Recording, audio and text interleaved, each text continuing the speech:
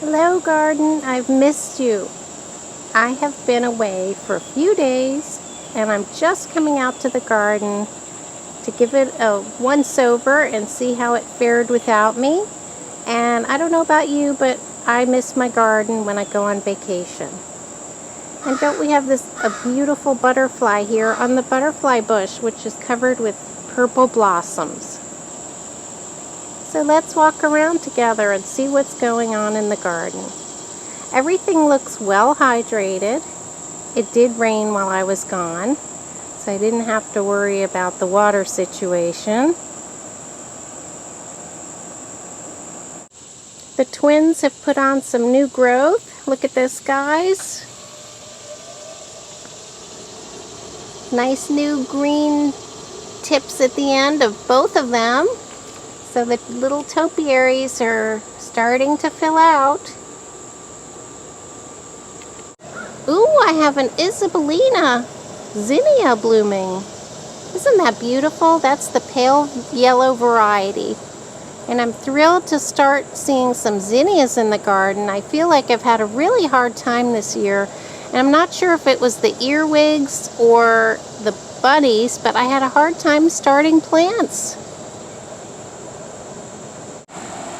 And the triangle garden is looking quite lush. I also have some zinnias finally showing up there, as well as my purple opal basil looking very good. I think I'll give it a prune back so it gets a little fuller. But everything is doing so well. We've had so much rain, and you know, it's done really well even though I was away for a bit. Look at that, guys. Look at this beautiful zinnia. I'm sorry about the air conditioner noise. That is just a gorgeous color. I had chopped my miscanthus grass back. It had fallen down in the rain, and I could have tied it up, but I used the cuttings to be my path that I did up on my hill. But they have really bounced back nicely, and it looks like they're going to send up some seed fronds anyway, as they might be sensing a change in season. But they've really grown back nicely. These are such fast-growing grasses, useful for so many things. Here is a great example of why you have to be walking your gardens every few days. This, I haven't been over here in a bit, but this one has a drainage problem. It is filled with water, so I have to take care of that, or the plants will end up getting root rot. But this is a perfect example of why you've got to be checking things and making the rounds with your container gardening. So all of the rain has done wonders for my little suffering red bud. It's really done well this year. I think it's appreciated the container garden that is now protecting its trunk. And all of the things in the pots are going like gangbusters after all the rain. We've got basil in here. I think these are parsnips that I'm growing in this pot. They're looking quite lush. Hopefully in November we'll have parsnips for Thanksgiving. But we have this dwarf Greek basil. The Dusty Miller's doing well. This was the second year of it coming back. And some coleus that I planted. Just the cuttings. Just the tips of some of the coleus I pruned. I popped in some soil, and look, I have a whole new pot of coleus. Isn't that gorgeous, guys? And over here I have some columbine. It didn't bloom this year, but this was grown from seed that my friend Lori gave me. But look at this, guys. My container gardens around the red bud are lush and full, and the red bud itself is really thriving, which makes me so happy. Right next to it, we have the mushroom garden. Here's my little mushroom. And I took away the two containers. I thought that it didn't need it, and I wanted the focus to be more on the seating area.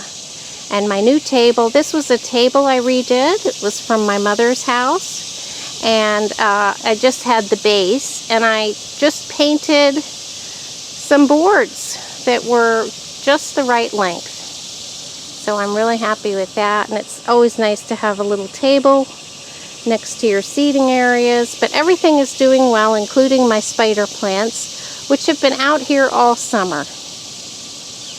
They really love it out here, and this is a mostly shady area. So everything over here is a good choice for that. And those are the coleus that I took cuttings for, that I just showed you. I had made a whole new pot. They really root out easily just by sticking a cutting in a new pot of soil. This garden in front of the shed with my beautiful wind chimes and bird bath, I like to call it the Zen garden. It's so peaceful, and it is just filled with hostas and ferns and some Japanese fern hollies out here in the front. But it is a beautiful little garden, and these are all shade tolerant plants, and they have done well. I did have a hydrangea in here that I thought was not getting enough light, so I pulled that out and moved it to a little bit of a sunnier location. So right now this is just liriope, hostas, and ferns. And I just think it looks really nice. And they have enjoyed the recent weather. Here's the messy state of the orchard. I'm starting to put things on top of the cardboard, and eventually there'll be a layer of compost on there, making it look a little bit more like a garden bed. But right now I'm just putting all the debris I find around the yard on the cardboard and creating the foundation of the bed. The rustic bed is in quite a state, and it needs some neatening up. I had done some chopping back of things before I left, and already I'm going to show you what I did. I just made little piles, and already they've rotted down. And that's going to be food for this spot in the bed. So that is what I'm going to do with all the debris in this bed. I'm just going to chop it up and lay it down right in place and just add nutrients to the soil. Here's a beautiful flower. This is called the cardinal flower, and my friend Lori gave me 2 plants this year, and I planted them, and I'm really happy to see that they've even bloomed for me. It's a beautiful bright red, like a cardinal. And guys, this long vine here has almost reached the end of the bed, and it has not given me any fruit. So if it doesn't give me any fruit this year, I'll never actually know what it was. My suspicion was that it is some type of squash or pumpkin vine. Maybe a pumpkin.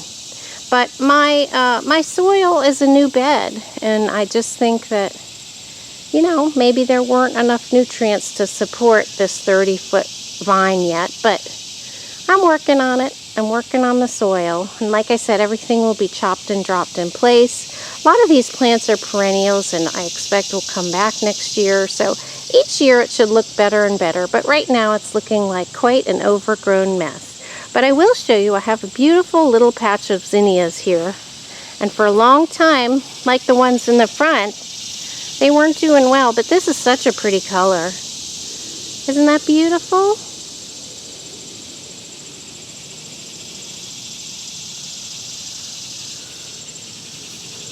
I love how they look when they're just opening up. So pretty.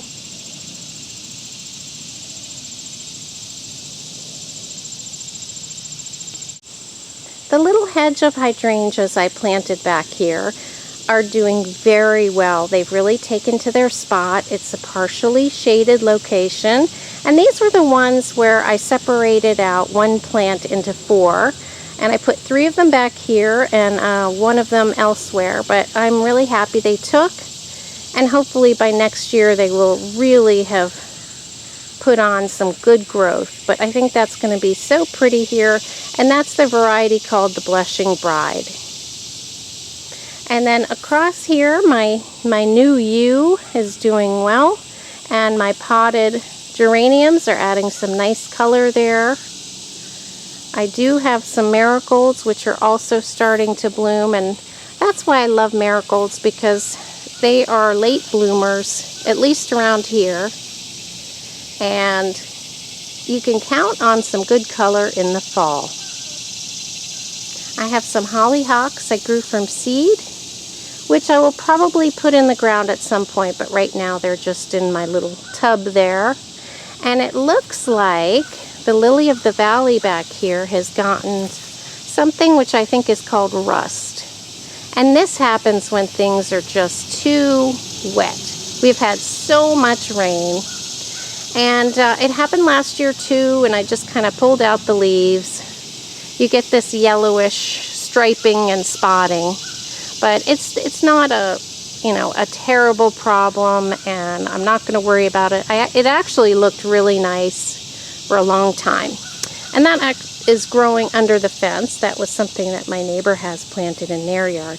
But again, when it's so much rain, this is normally what happens to this plant. And guys, I can't believe it. Look at my figs.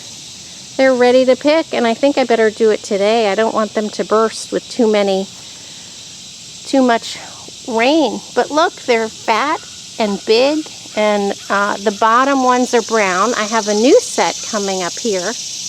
Look at that. Those will be ready to pick later. But these, 1, 2, 3, 4, 5, 6, 7 figs are ready to be harvested today. That makes me really happy. Let me give you a really big view of the plant, which is getting quite tall. It's my height. So it's the height of an adult now. And that is so exciting. It's so exciting when you plant fruit trees and they start to give you some fruit. And all along here I have kind of a cover crop of, I think these were white beans of some kind. I can't even remember, but I put them in here to do some nitrogen fixing, and they took right off. I put them in right before we got so much rain, and that was the perfect time, and I'll just let them die back right in place and provide nutrients for the soil that I'm working on. And interspersed with those are some currant plants that I moved that look a little bit tough. I'm not even sure the one in the back made it, but the one in the middle looks the best, this one here. So maybe next year I'll get some currants if they take to this spot. And here's another fig tree, still too young to give figs. Or maybe not. I do see something here, so I don't know if that's the beginning of figs or more leaves, but it has done well back here. So I am happy about that. And guys, this is another area which obviously needs lots of work. I'll be chopping back some of the tomatoes that aren't producing anymore. And I yelled at my cucumber vine last week, and it did give me a cucumber. So maybe we should all be giving our cucumber plants a stern talking to. But this is a silver slicer cucumber plant, and it had really been affected by cucumber wilt. A few of the plants even died, and I was thinking of pulling them out, but I'm going to give them a chance to produce some more cucumbers. Here's one coming along. Maybe I'll pick that one tomorrow. But they put out beautiful white cucumbers when all is going well. Here's a baby one right here. So that is looking terrible. I'm glad it's in the back of my yard, but may still redeem itself with a few tasty cucumbers. And then back here behind the trellis, I put in some Joe Pye weed. This one is from last year. And I added one behind the black-eyed Susans and 3 more over on that side, which my friend Lori just gave me. She was sharing lots of plants with me this year, as always, and I'm excited to have those. Those are kind of natural. They're native plants. They have that natural growth habit. And beautiful purplish blooms that the pollinators love. Here's a little pollinator here. Looks like a wasp of some kind. Someone posted on a neighborhood listserv that they had seen a murder hornet in our area. Do you guys have anything like a murder hornet?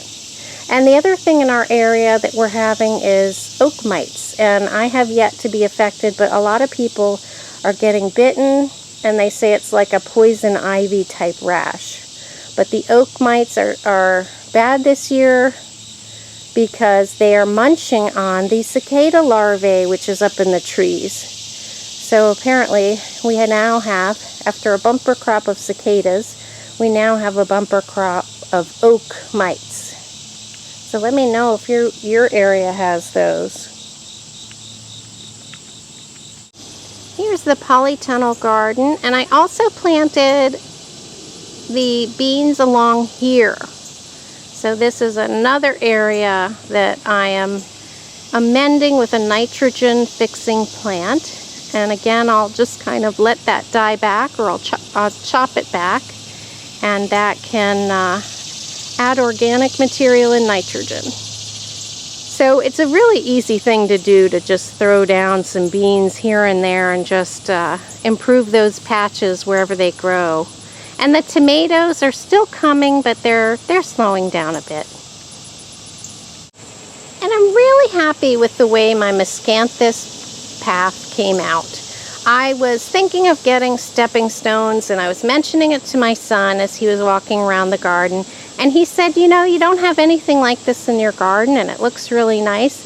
Maybe you should just leave it like this. And I think he's absolutely right. I think it looks kind of natural there, and as I cut back my miscanthus seasonally, I can just keep always adding to it and have what looks like almost like a straw path. So I think he's right, and this is why having people come through your garden and hearing their comments is always so helpful. But I'm really happy about that, and that path takes me to the steps that I added this season. And I have another fig tree which is in more of a shady location. It's getting nice and tall, but it has not produced figs this year. So maybe the key to having figs is having more sun. That's okay, it's a beautiful tree, and I'm happy it's thriving there, and I love the shape of the leaves on a fig tree. All of my autumn joy sedums are putting up their blooms. They look like broccoli when they first come up. It is such a pretty texture to have in the garden, and I even like how they look when they're all green. It's just lovely, and I'm so glad that I have them. This one is in a pot, and just a little arrangement of pots with a variety of things. So that is just something nice that the autumn season brings.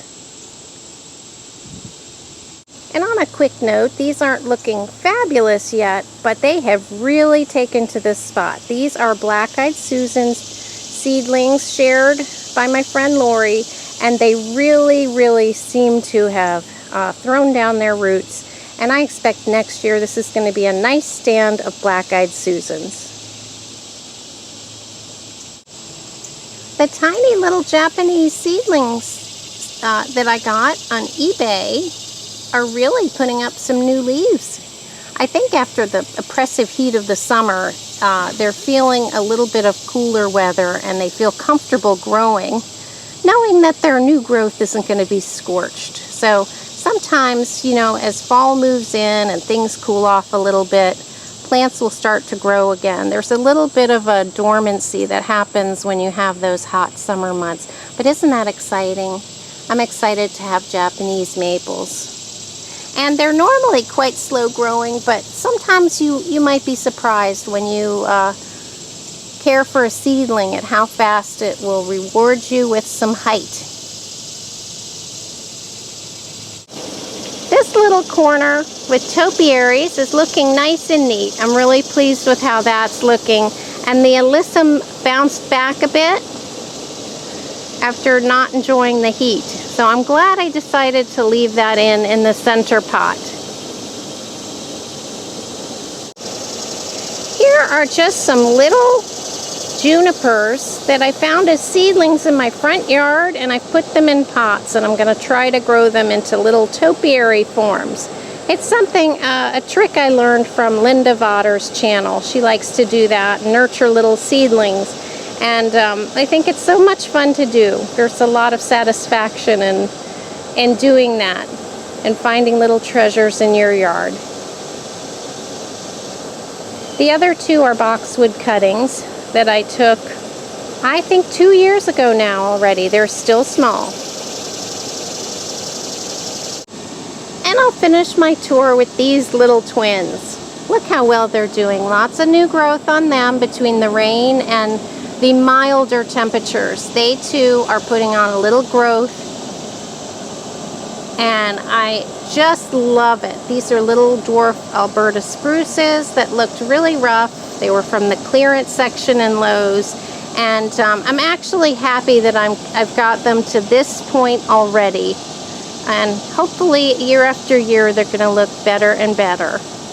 Aren't they nice, guys? They flank the stairs to my deck. These bumblebee tomatoes. I have been calling them Cherokee tomatoes, but then I realized they're bumblebee tomatoes. They have been the most prolific tomatoes in my garden this year, so I have to give that a good review. But thanks again for watching and walking around the garden, and I hope that your gardens are lush and producing and full of blooms like mine. I'll see you next time.